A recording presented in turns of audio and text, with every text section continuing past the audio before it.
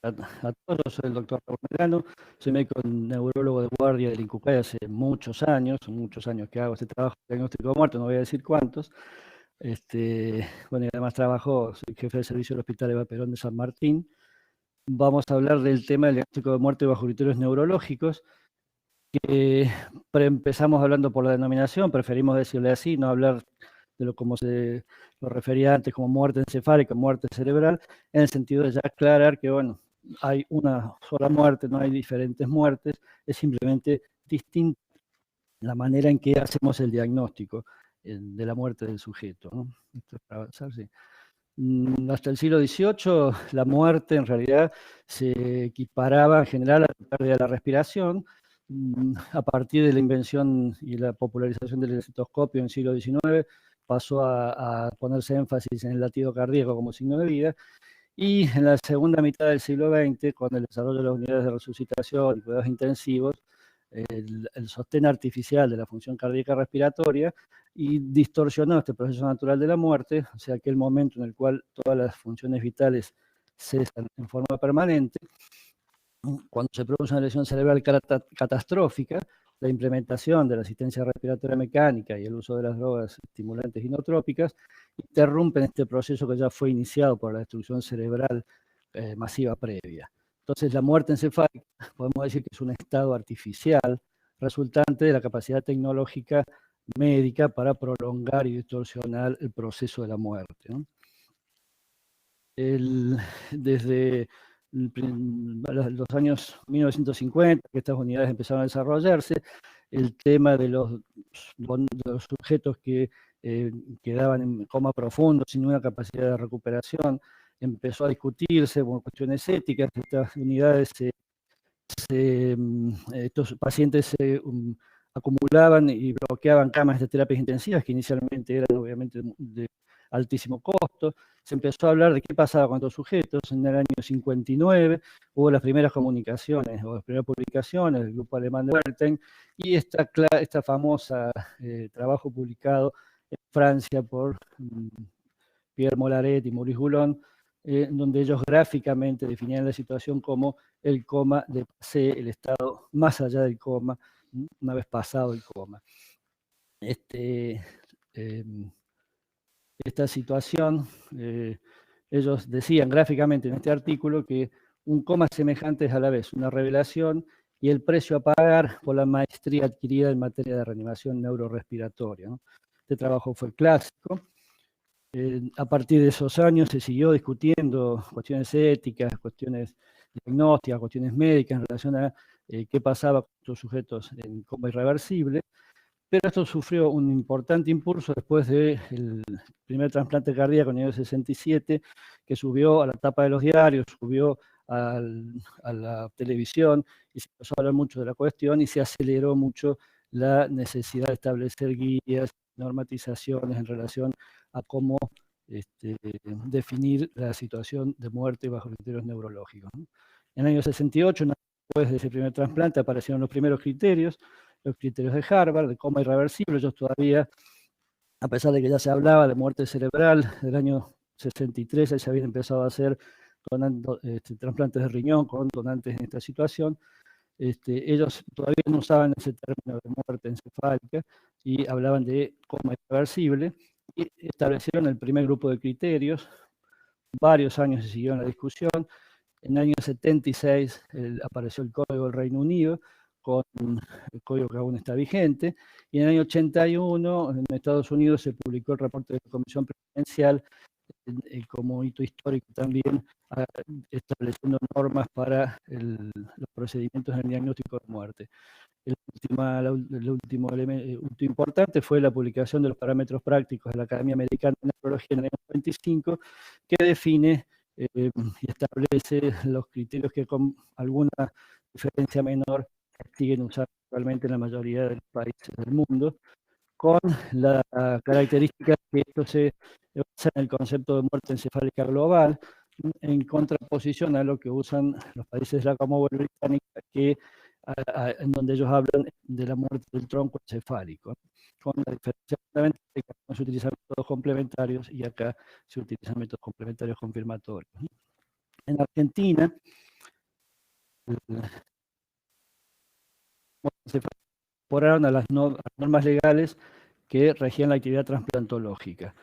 La ley 24.094 desde 1993 está vigente, dos artículos que especifican y establecen la manera en que debe realizarse el diagnóstico de muerte encefálica.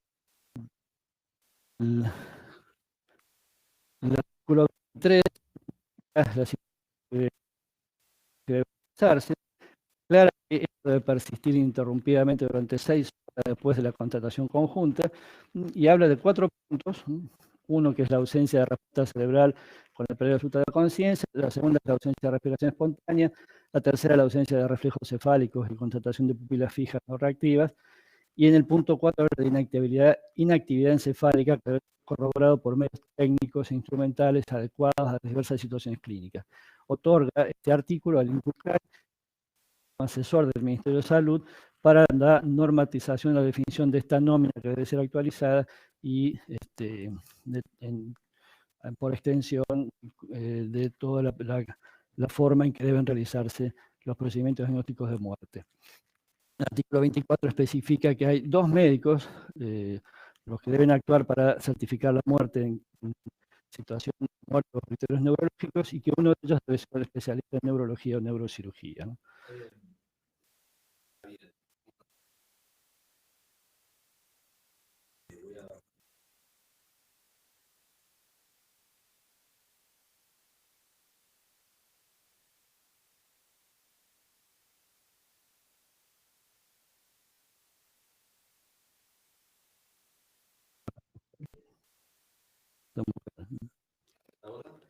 Bueno, probamos, nos avisarán si se habla mal, si no se entiende, ¿no?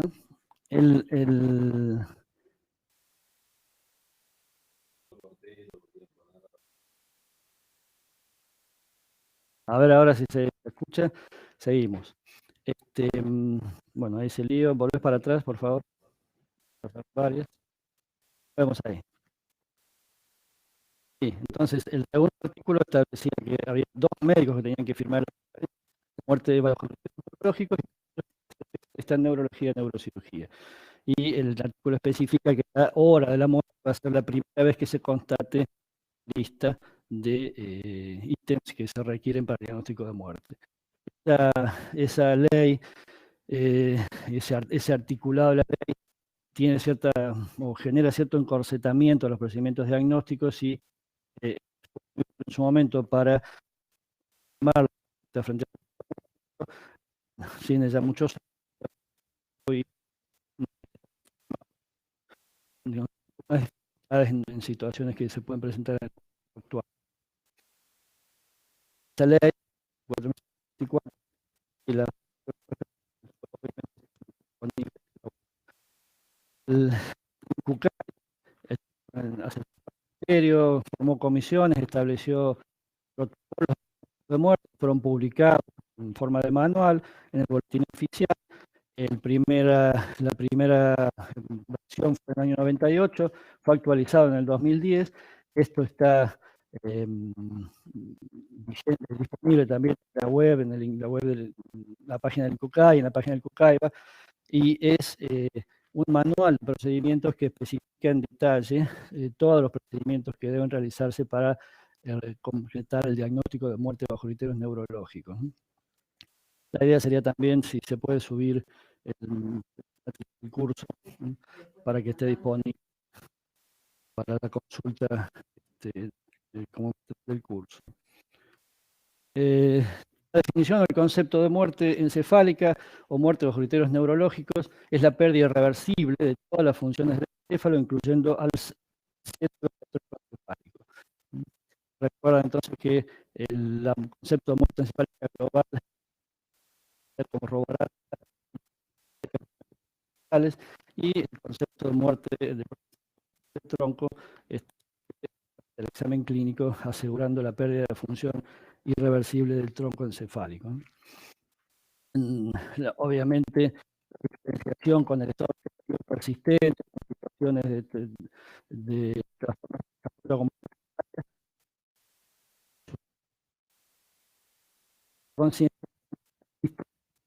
tronco, mantiene temperatura, mantiene la circulación, mantiene la respiración, lo mismo que los sujetos de anencefalia, que pueden tener respiración, que por supuesto son totalmente diferentes a la situación de muerte o criterios neurológicos con su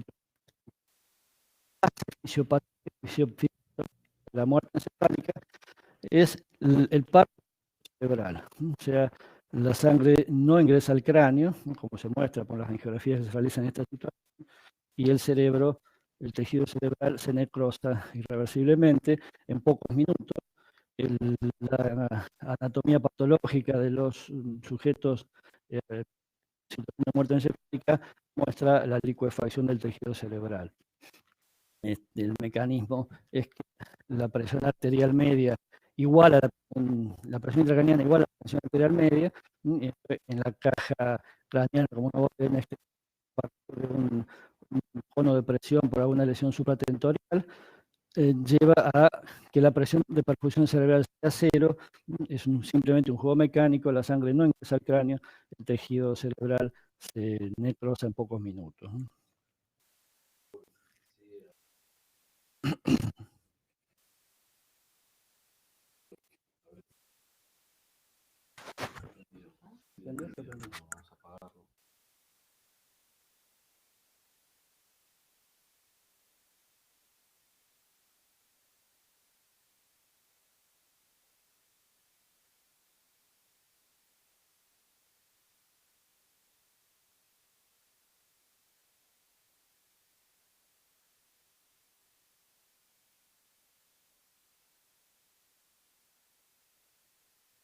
Pero no te da igual este momento. Ahora dime qué pasó.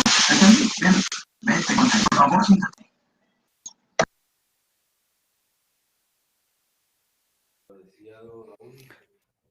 Bueno, vamos a ver si se escucha bien. Todo lo cual podemos, si quieren preguntar algo, hacer un comentario, mientras vemos si esto funciona bien.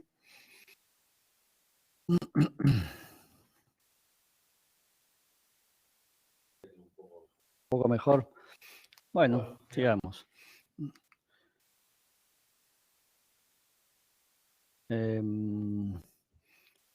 Bueno, entonces vamos a avanzar hacia cómo hacemos el diagnóstico de muerte, cómo cuáles son la forma en que establecemos que un sujeto ha fallecido bajo criterios neurológicos, ¿no? Remarcamos que el diagnóstico de muerte bajo criterios neurológicos es clínico. Los métodos complementarios son solamente métodos auxiliares. La base del diagnóstico de muerte es el examen clínico del sujeto que estamos evaluando. La tarea comprende 3 etapas. Primero, el establecimiento de prerequisitos. Segundo, el examen clínico. Y finalmente, los estudios complementarios. Está organizado en el mismo orden que el manual de procedimientos del protocolo diagnóstico de muerte lo va especificando. El establecimiento de prerequisitos son las situaciones que debemos constatar antes de proceder a la evaluación para que esta sea concluyente en el sentido del diagnóstico de muerte. El primer prerequisito es que la causa del cuadro del coma debe ser suficiente, debe estar conocida y debe estar documentada.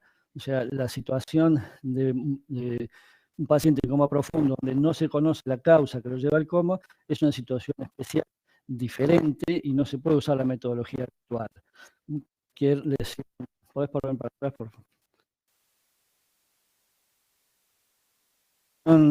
Masiva como las que muestran estas tomografías, va a producir el aumento de la presión intracraneana. Esto es la mayor garantía de la irreversibilidad de la situación para poder avanzar con confiabilidad en los procedimientos diagnósticos de muerte encefálica.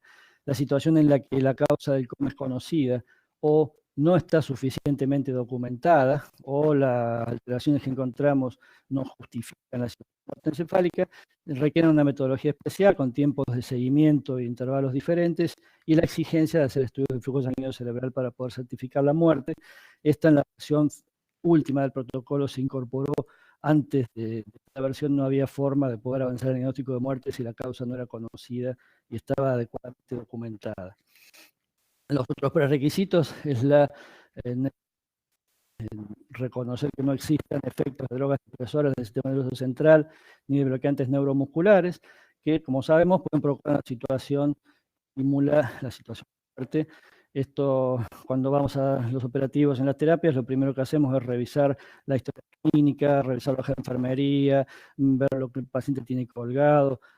Siempre no, pero es frecuente encontrar a veces alguna sorpresa. Es necesario detectar y estar muy seguros de que no existen drogas depresoras del sistema nervioso central para evaluar a los sujetos en posible diagnóstico de muerte encefálica.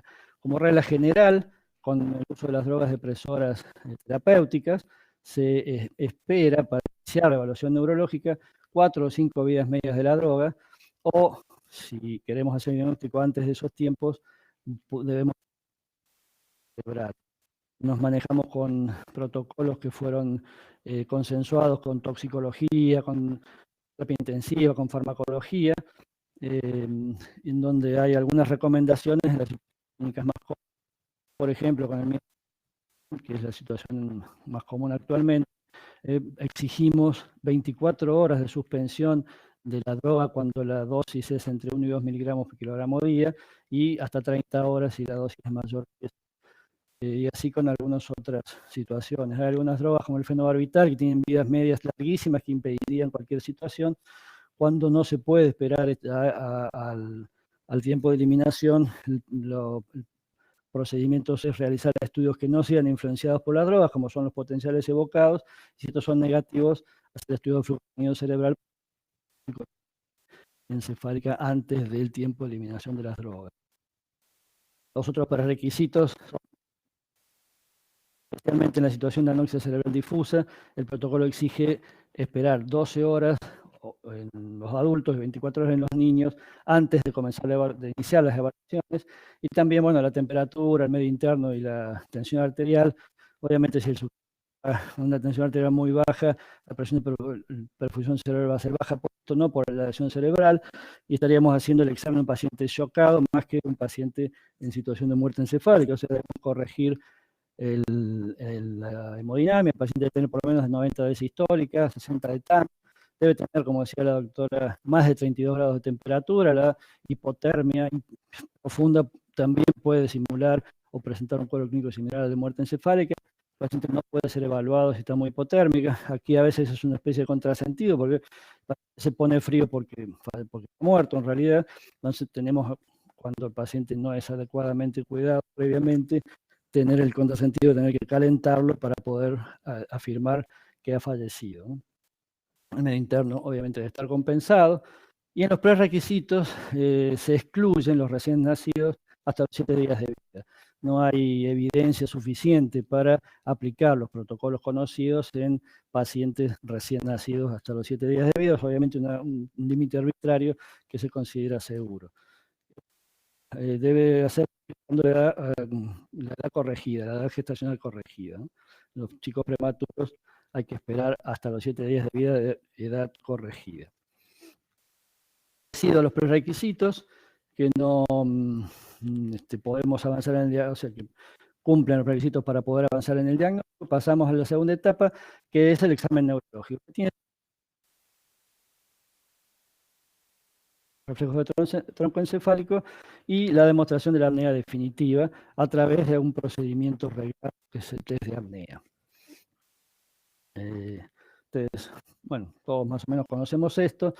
El paciente tiene que tener respuesta a ningún tipo de estímulo craneal, que puede haber respuestas de educación medular, que ahora vamos a hablar algo de eso. Entonces, lo primordial es demostrar ausencia de respuesta a todo tipo de estímulo craneal, como por ejemplo la compresión del nervio supraorbitario en la escotadura supraorbitaria, en la ausencia de cualquier respuesta facial frente a estímulos periféricos. La situación de muerte encefálica, acá se han corrido un poco las imágenes con el paso del material por mail. La la situación de muerte encefálica, muchas veces se comprueban este tipo de reflejos, a veces muy complejos, en lo que se denomina como el signo reflejo de Lázaro. El paciente puede incorporarse, el sujeto con el estímulo, a veces espontáneamente, puede realizar movimientos de sus brazos, elevar los brazos, generalmente son respuestas tónicas con caída muy lenta, a veces muy complejas. Esto es complicado, sobre todo si hay la familia o un familiar percibe estos movimientos. Es muy difícil, muy contraintuitivo decirle que el sujeto está muerto, sin embargo presenta ese tipo de reflejos. De forma en general, cuando lo hemos tenido que explicar, no ha habido problema, en general se puede aceptar y poner de acuerdo en esta situación.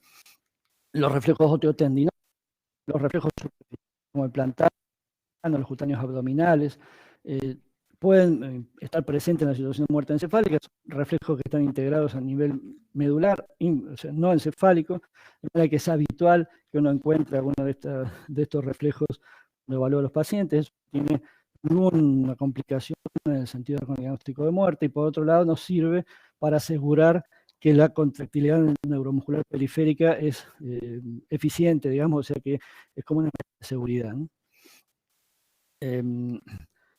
Evaluamos todos los reflejos troncoencefálicos, el nivel mesencefálico con el reflejo fotomotor, el nivel protubencial con el reflejo corneano, el reflejo mentoniano, con la respuesta motora facial, los reflejos de pares bajos, el nivel protuberancial también se evalúa con dos maniobras importantes, prueba de los ojos de muñeca y los reflejos oculovestibulares. En la maniobra de los ojos de muñeca se gira bruscamente la cabeza del sujeto para los lados y los ojos deben quedar fijos dentro de la órbita, recordando a las muñecas francesas de porcelana que tienen los ojos pintados, donde obviamente no hay ningún tipo de movimiento.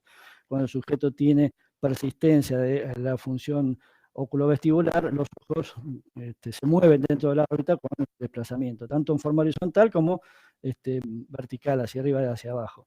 Esa función también por la prueba de agua fría. Poner uno para atrás, disculpame que no quise apuntar.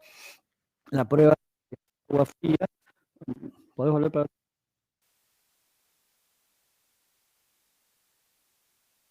del conducto activo externo con 60 mililitros de agua fría y observar los oculares después de la instilación?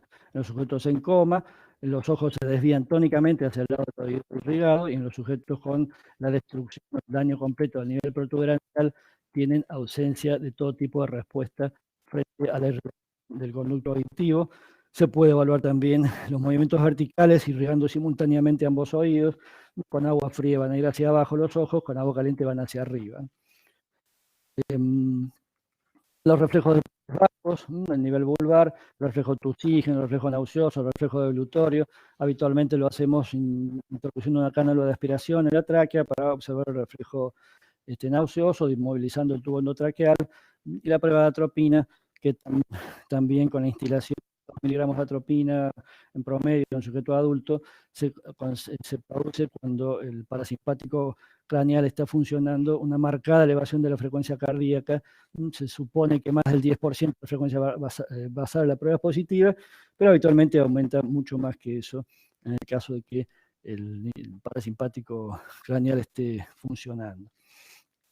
Completado el examen, el coma reactivo, la urgencia de reflejos de tronco, el último reflejo en evaluar es el reflejo respiratorio. Esto no puede hacerse, o sea, la desconexión del respirador simple en general no alcanza. Los pacientes suelen estar muy hipocápnicos, el tiempo de llegar de elevada la PCO2 arterial a un nivel que asegura el tiempo es difícil de lograr o de aceptar si no se hace una prueba con una metodología adecuada. El test de apnea es la prueba fundamental para el diagnóstico de muerte bajo criterios neurológicos. El procedimiento asegura la reflexia del centro respiratorio a nivel vulvar, que son las partes inferiores del tronco cerebral, las últimas en desaparecer en las situaciones habituales de deterioro rostrocaudal ante masas supratentoriales. Tiene una serie de precauciones, la prueba tiene algún riesgo, puede provocar hipoxia, puede provocar hipotensión, acidosis, de manera que debe hacerse también respetando prerequisitos, los mismos prerequisitos para el diagnóstico de muerte. Y la otra condición es, en este caso, la temperatura idealmente tiene que ser normotérmico. La producción de CO2 tiene relación con la temperatura corporal. Si el paciente está muy hipotérmico, la producción va a ser muy lenta, el tiempo de desconexión para llegar a elevar la presión, la PCO2 adecuadamente va a ser mucho mayor. Entonces, idealmente se pide que el paciente esté normotérmico, que tenga un termodinámico y se lo durante 10 minutos. Y si también es conveniente disminuir el volumen de minutos respiratorio para asegurar una PCO2 basal normal. Uno deberíamos partir más o menos de 40 milímetros de mercurio de PCO2 y con una PO2 mayor a 200 para darle condiciones de seguridad a la prueba. La oxigenación, se desconecta el respirador y se coloca una cánula con el plumíter para administración de oxígeno para difusión pasiva hasta la carina en el tubo endotraqueal para de alguna forma prevenir la hipoxia, asegurar oxigenación por difusión pasiva, y se esperan alrededor de 8 minutos, 8, 10 minutos, 6 minutos, dependiendo de la presión basal. Se saca gases al final de la prueba, se reconecta al respirador. El objetivo de la prueba entonces es demostrar la ausencia de respiración con PCO2 arterial mayor a 60 milímetros de mercurio. Hay técnicas de nosotros hacemos con frecuencia el test con aumento artificial. Tenemos un tubito de CO2 portátil que llevamos a las terapias y podemos insuflar al sujeto durante 1 minuto con el respirador conectado. Eso provoca un rápido aumento de la CO2 que supera habitualmente los 60. Lo demostramos obviamente con gases en sangre, y luego lo desconectamos 1 minuto para que no haya movimientos respiratorios. Hay otras técnicas para hacerlo, que el test de apnea con CPAP, apnea por hipoventilación controlada. Estos métodos alternativos en general se utilizan en las situaciones donde hay menos suficiencia respiratoria. Puede respetarse un PAFI menor a 200, con un PAFI de 100, estas pruebas pueden llevarse a cabo. Tienen menor tasa de complicaciones en ese sentido, pero todas tienen la misma validez médica o legal. Entonces, las contraindicaciones incluyen a la enfermedad pulmonar obstructiva crónica, cualquier otra enfermedad que provoque retención crónica de CO2. Un paciente que tiene un EPOC, tiene un síndrome de Ondina, donde se maneja con PCO2 basales muy altas, no está determinado cuál es el nivel seguro de estimulación del centro respiratorio, con lo cual la prueba no se realiza. El PAFI mayor de 200, y obviamente en los pacientes con lesiones cervicales que provocan parálisis diafragmática por lesión del frénico, tampoco se hace este procedimiento. La prueba es segura, nosotros la hacemos habitualmente en todos los operativos. La prueba es segura, hay muy baja tasa de complicaciones si se respetan las recomendaciones para realizarla. ¿Cuál es el resultado? Entonces, decimos que la prueba es positiva para el diagnóstico de muerte bajo criterios neurológicos si no aparece movimiento respiratorio y la PCO2 llegó a los de mercurio. Negativa para muerte, obviamente, si hay movimientos respiratorios. Y la situación de prueba indeterminada es cuando no se produce respiración, pero la PCO2 no llegó al nivel que necesitamos para asegurar la reflexia del centro respiratorio. Este nivel es el que se exige en nuestro protocolo, se exige en los protocolos norteamericanos, en la mayoría de los europeos. El Código del Reino Unido habla de 50 milímetros de mercurio como límite, o sea que por encima de 50 para ellos la prueba es positiva. Para nosotros necesitamos los 60 milímetros de mercurio.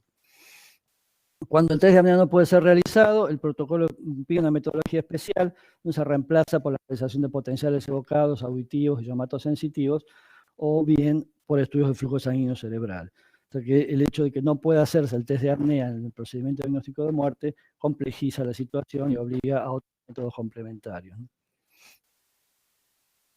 ¿Cuáles son estos métodos complementarios? Esta es la lista que estipula el protocolo de diagnóstico de muerte. Son los métodos complementarios en vigencia actualmente para validar el diagnóstico de muerte en nuestro país. El electroencefalograma es por lejos el más usado dentro de los métodos electrofisiológicos, y los otros son los potenciales evocados multimodales. Los potenciales evocados somatosensitivos, los potenciales evocados auditivos y los potenciales evocados visuales. Los tres sumados pueden reemplazar el electroencefalograma. Si uno puede hacer diagnóstico con la evaluación clínica y utilizar como método complementario los potenciales evocados sin realizar el electroencefalograma. No es la situación habitual, en general se utiliza por lejos el electroencefalograma casi siempre, en todas las situaciones que no se exija por alguna situación especial otro tipo de estudios. Los métodos que tienen flujo sanguíneo encefálico son 4 listados: la arteriografía por cateterismo convencional, golpe transcraneal, la angiografía cerebral isotópica y también ahora se acepta en el nuevo protocolo la angiotomografía cerebral. El electroencefalograma, esto es un electroencefalograma común, donde tiene el ritmo alfa occipital, la contraposición es el trazado isoeléctrico, plano o nulo, que se observa en los sujetos de muerte encefálica.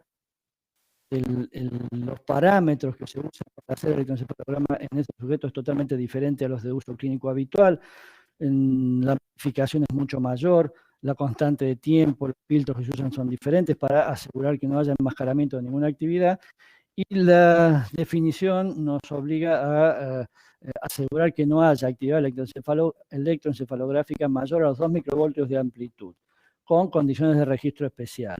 La colocación de los electrodos se hace electrodos alternos con una distancia interelectrodo amplia para poder validar la ausencia de actividad eléctrica cerebral. Sinónimo de muerte. Esto, en algún momento se pensaba que bueno, lo que había que hacer era tener un electroplano. El electroplano no es sinónimo de muerte, hay sujetos que respiran, que tienen una muerte, el manto cortical extensa, que tienen electroencefalogramas isoeléctricos, y sin embargo no están muertos, ¿no? Esto, como decíamos, es un método complementario y lo fundamental es el examen clínico del sujeto. Los registros actuales son equipos digitales con computadora, observamos sobre la pantalla de la computadora, ya el registro en papel prácticamente se está usando muy poco. En este registro, por ejemplo, los canales de scalp son los primeros 6, el canal 7 se coloca sobre el electrodo sobre el precordio para el registro electrocardiográfico, y el canal 8 se colocan electrodos en el brazo para el registro de actividad de artificio ambiente, actividad neuromuscular. Ustedes fíjense que a pesar de que no hay actividad bioeléctrica cerebral, se observan espigas coincidentes con el electrocardiograma, que es el registro como potencial de campo alejado de la actividad cardíaca, que es una actividad que tiene mucho mayor amplitud y voltaje que la actividad cerebral. El canal del precordio se pone para asegurar esa ligación temporal. El electroencefalograma es engorroso, requiere mucho trabajo. Las terapias intensivas tienen múltiples fuentes de artificios, no suelen tener condiciones de aislamiento eléctrico adecuado. Muchas veces tardamos horas haciendo estos estudios. Eso es uno de los argumentos que utilizan los países que no usan electroencefalograma, en el sentido que es realmente engorroso, difícil, y que muchas veces hay trazados dudosos que muestran alguna deflexión y que impiden el diagnóstico de muerte cuando no terminamos de estar seguros si es una actividad bioeléctrica cerebral. De todas formas, si esta situación se da, se pueden utilizar métodos para reemplazarlo.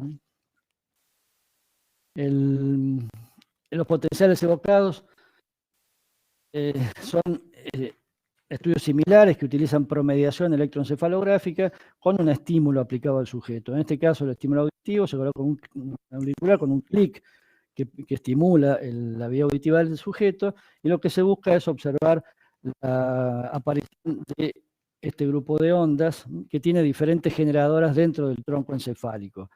La onda 1, la primera onda, se produce por el nuclear, proximal al cráneo dentro del canal del acústico. Eso obviamente es una onda extracerebral, puede estar presente, no invalida el diagnóstico de muerte. El resto de las ondas están generadas dentro del tronco encefálico. La obtención de alguna de estas en el estudio de los pacientes con posible diagnóstico de muerte encefálica invalida, por supuesto, el diagnóstico, implica actividad neural viable, persistente dentro del encéfalo. Beneficio, la utilidad de estas técnicas también tienen que ver con el uso de las drogas depresoras. Estas respuestas no son anuladas por las drogas depresoras, son muy resistentes, y sujetos que tienen un examen clínico compatible con el diagnóstico de muerte, en el caso de intoxicación o de uso terapéutico, podemos demostrar las respuestas prácticamente normales cuando no hay daño de tronco, ¿no? La situación habitual en muerte encefálica es la persistencia de la onda 1, o lo más común es la ausencia completa. El nervio auditivo también está irrigado por ramas de la arteria auditiva interna, ramas de la carótida interna, también desaparece la respuesta a la onda 1. Puede persistir también la onda 2, se supone que tiene un doble generador no periférico, pero las ondas 3, 4 y 5 del potencial evocado auditivo deben estar ausentes para poder hacer diagnóstico de muerte bajo estímulos neurológicos.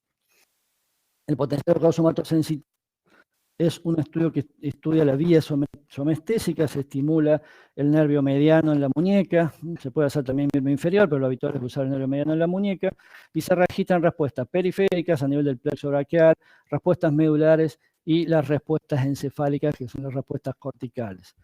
En un sujeto en muerte bajo criterios neurológicos, estas respuestas periféricas continúan presentes y hay ausencia del tronco. Este es un evocado somatosensitivo de un sujeto normal. Se observa una vigorosa respuesta cortical con las respuestas periféricas presentes. En el sujeto de muerte encefálica, la respuesta del plexo braquial está presente, también, pero no hay ningún tipo de respuesta a nivel cortical. La presencia de estas ondas también nos garantiza que la vía está adecuadamente estimulada, que la vía está funcionando a nivel periférico y que la ausencia de la respuesta es a nivel encefálico. Este es un potencial evocado en uno de los operativos nuestros, donde se observa la respuesta del plexo braquial, la respuesta del ingreso medular, ausencia de respuesta cortical y en esta derivación también ausencia de las respuestas del campo alejado del tronco. El potencial evocado visual se utiliza con menos frecuencia, se registra el electrocardiograma con electrodos cercanos a la órbita y con electrodos objetivo a la ausencia occipital con el estímulo visual, que es un flash de un estroboscopio, como si fuera un fotoestimulador de un electroencefalograma. Los estudios de flujo sanguíneo cerebral que se utilizan habitualmente en los casos donde hay algún factor de confusión para que impiden el diagnóstico, complican el diagnóstico, como por ejemplo en la situación que hay por traumatismo de cráneo, con traumatismo facial, conducción ocular bilateral, ahí no podemos hacer reflejo fotomotor, no podemos evaluar adecuadamente los reflejos oculocefálicos, no se puede cornear, esos sujetos tienen un diagnóstico de muerte difícil desde el punto de vista metodológico y pasan por la recomendación del protocolo a diagnosticarse la muerte demostrando la ausencia de flujo sanguíneo cerebral. También la situación de muerte encefálica con el uso de drogas depresoras, si queremos no heredar el tiempo de espera, por la cuestión que sea, podemos avanzar en el diagnóstico con el uso de los estudios de flujo sanguíneo cerebral. La situación del el resultado habitual es o sea, la columna sanguínea se detiene en la base del cráneo, acá se ven las dos carótidas y algo del tronco basilar en el cuello y no ingresa absolutamente nada de sangre al cráneo, como se ve acá, se detiene a nivel del estómago, en la base del cráneo, y la presencia de ramas de la carótida externa aseguran también que metodológicamente el estudio fue adecuadamente realizado y no hay ingreso de sangre. Esto puede también demostrar con otros métodos. El ecodoppler transcraneal es el método más usado actualmente para el diagnóstico de muerte, ya que nos supone la realización en el lado de la cama del paciente, no hay que trasladarlo, no hay que llevarlo a la sala de hemodinamia a ningún otro lado. Hay dos patrones en el doppler transcraneal que permiten el diagnóstico de muerte, lo que llamamos reverberante o diástole invertida, flujo neto cero, que supone que la superficie debajo de la curva del pico sistólico y del flujo invertido en la diástole son equivalentes, dando el flujo neto cero. Y la espiga sistólica precoz, una pequeña espiga, una pequeña deflexión en la sístole precoz, el otro patrón aceptado como diagnóstico de muerte encefálica. Esto en contraposición craneal habitual, en el cual durante toda la fase del ciclo cardíaco hay 0 horas tanto en sístole como en diástole. Hay patrones intermedios entre una situación y otra, pero para asegurar el diagnóstico de muerte uno tiene que encontrar algunos de estos patrones. Técnicos especiales debe durar más o menos, o sea, no más o menos, debe durar por lo menos 30 minutos entre el inicio y el final del estudio. Los vasos deben ser insonados a 2 diferentes profundidades y debe estudiarse tanto el territorio anterior, una arteria de cada lado del territorio silviano y alguna arteria del territorio posterior, que habitualmente es el tronco basilar. Este estudio se ha convertido en, actualmente, dentro del estudio, el más comúnmente utilizado en las terapias. Esto también se puede hacer, hemos hecho alguna vez, la angiografía radioisotópica, deben utilizarse radioisótopos difusibles que permiten visualizar el territorio posterior de circulación, y el hallazgo habitual en muerte fenómeno de cráneo vacío, o sea, el radiotrazador no se dibuja en la caja craneana y se observa claramente en todo el territorio facial y en el scalp. Esto permite también demostrar la ausencia de flujo sanguíneo cerebral para confirmar la muerte encefálica. La angiotac, que yo sepa, se ha usado pocas veces, pero también tiene la posibilidad y está validada para ser utilizada en esa situación. Una angiotac con reconstrucción 3D permite observar las arterias dentro del cráneo, el tronco basilar, las cerebrales posteriores, la silviana, la cerebral anterior con detalle. En la situación de muerte encefálica se observa ausencia de opacificación completa de las arterias dentro del cráneo, con la opacificación también de rasgos de carótida externa con medida de seguridad. Nuestro protocolo y la mayoría de los protocolos a nivel mundial exigen que esta situación persista un determinado tiempo, o sea, no son demostradas solamente una vez. Este periodo de observación, nuestra ley, el artículo 23 de la ley, exige estas 6 horas. Esto es solo aplicable en los adultos. El protocolo especifica exactamente los tiempos en cada grupo etario. En los adultos, 6 horas, uno evalúa la situación, registra y determina los ítems que nos pide la ley, y a las 6 horas se vuelve a evaluar la situación para demostrar que todo persiste de la misma forma. En los recién nacidos, después de los 7 días de nacimiento y hasta los 60 días de vida, los chicos se exigen 48 horas como intervalo, hasta de los 2 meses hasta el año 24 horas, y desde el año hasta los 6 años son 12 horas el intervalo exigido. A partir de los 6 años en los niños ya también se utiliza el mismo intervalo que en los adultos, que son 6 horas. Esta necesidad de corroborar que la situación persiste y tener estos determinados tiempos de observación aseguran o son el principal resguardo de la irreversibilidad de la situación.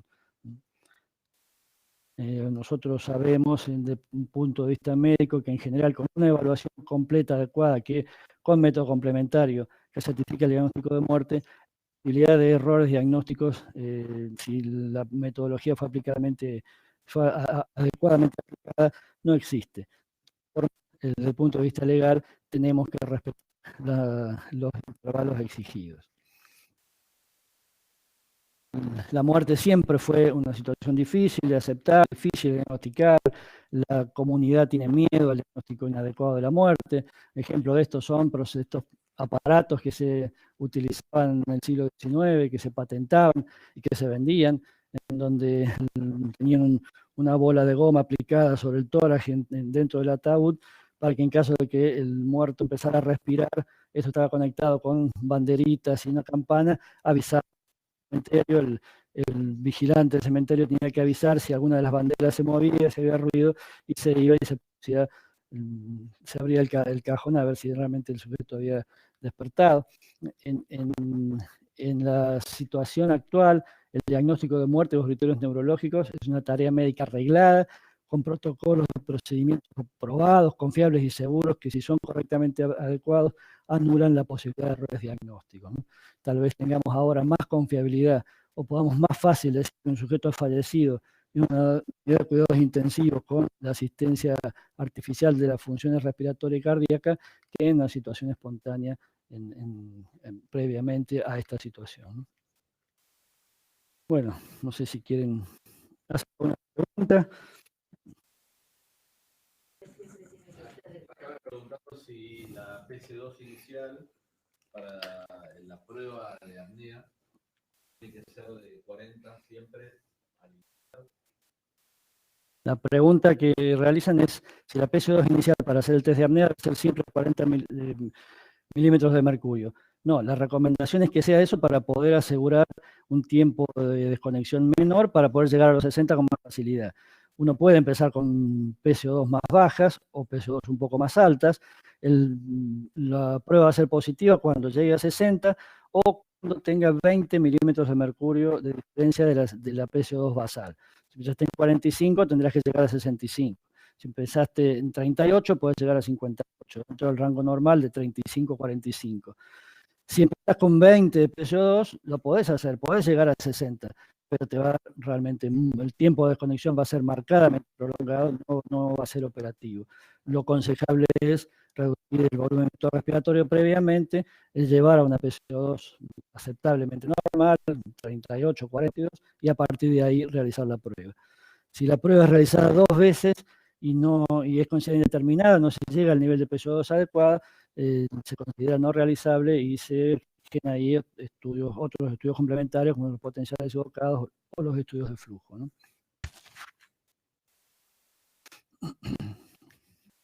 Intervalo para los estudios que comentabas de 6 horas. Esto ya se lavaron las drogas.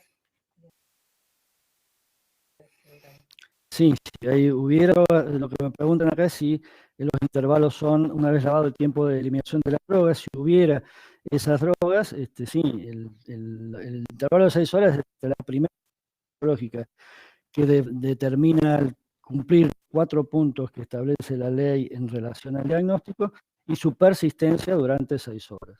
O sea que es a partir de de todas formas, repetimos, insisto, que actualmente el manual de procedimientos permite hacer diagnóstico de muerte en sujetos bajo efecto de drogas depresoras con el uso de estudios de flujo sanguíneo cerebral, idealmente con la realización previa por los que no son afectados por las drogas negativos para indicar el uso de los estudios de flujo. Un comentario más, no sé si hay otra pregunta que queremos hacer, era la conducta final una vez certificada la muerte. Estamos acostumbrados que muchas veces hay una situación conflictiva que involucra al personal médico también y también a lo que a veces plantea la familia. Una vez certificada la muerte, el paciente de órganos se lo lleva al quirófano y se produce la extracción de los órganos, el corazón, los pulmones, etcétera.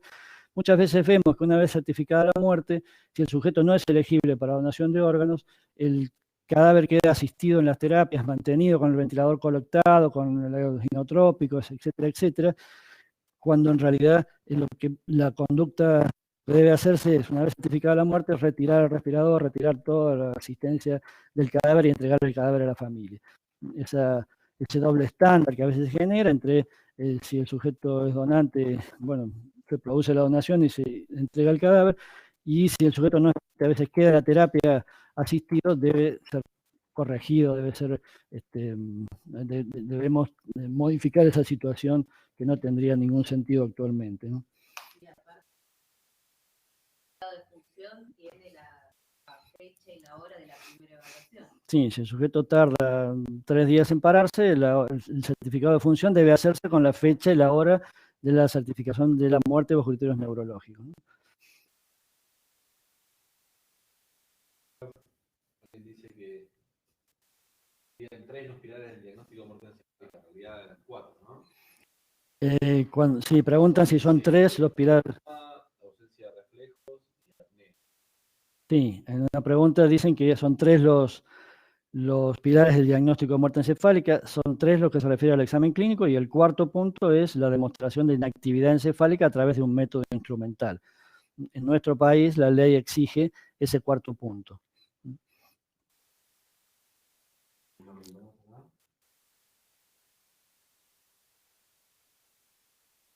Bueno, muchas gracias. No, por favor.